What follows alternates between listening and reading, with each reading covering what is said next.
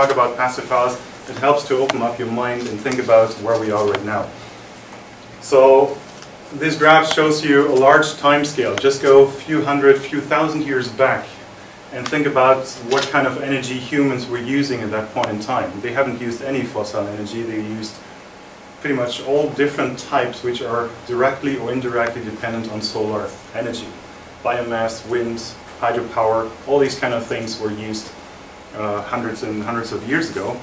The fossil age is just a very short period in human mankind. Started very roughly 100, 150 years ago, and will probably end sooner or later. Doesn't really matter if we already passed peak oil or something like that.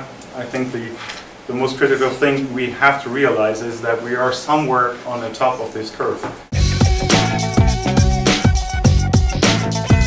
The first official passive house was built by a scientist or physicist back in Germany.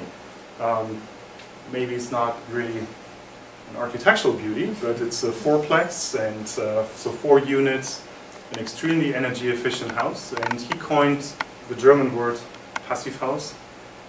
Well, it's not that difficult to translate, but something we shouldn't forget about it, it's actually, house can stand for a lot of different things, so it's not just single family housing.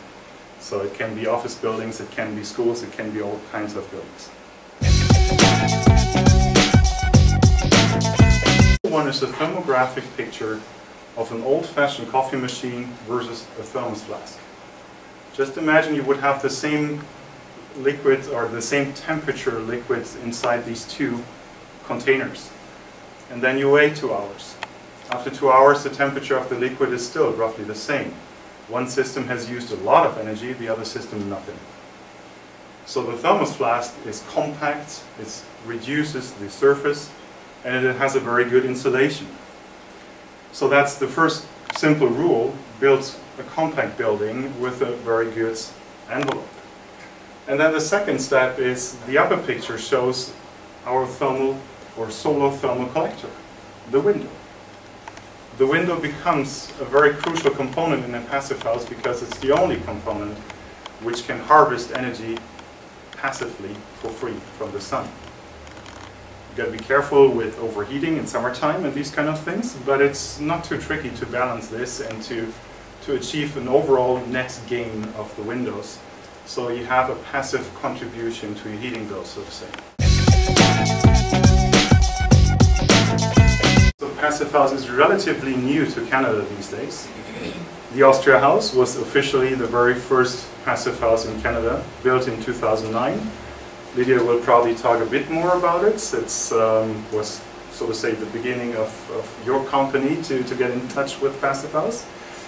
And beside that, it was kind of a cool building. The most important thing, I think, was that people have heard about the concept. And we got exposure to media, and we have had a chance to talk about passive house and introduce the passive house concept to a lot of different people.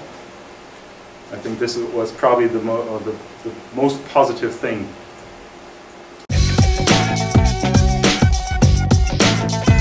And then probably we will see more about this one. You have more recent photos than I do. So another passive house in Whistler, which is one of, I think it's about 8 under construction right now in BC, and almost about 40 across the country.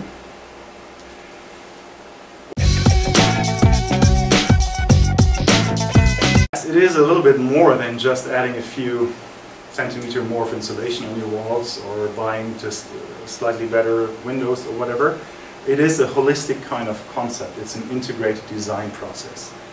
So everything is connected to each other, and it's a bit more complex than just the addition of individual parts. But at the end, it absolutely makes sense. A lot of this is actually common sense when you think about it. And from my experience, pretty much every builder, every professional who started to work on passive houses, usually they don't want to do anything else afterwards, again. And also in terms of clients, I have never met an unsatisfied passive house client. Doesn't matter if we talk about small residential or schools or office buildings. So satisfaction more or less guaranteed.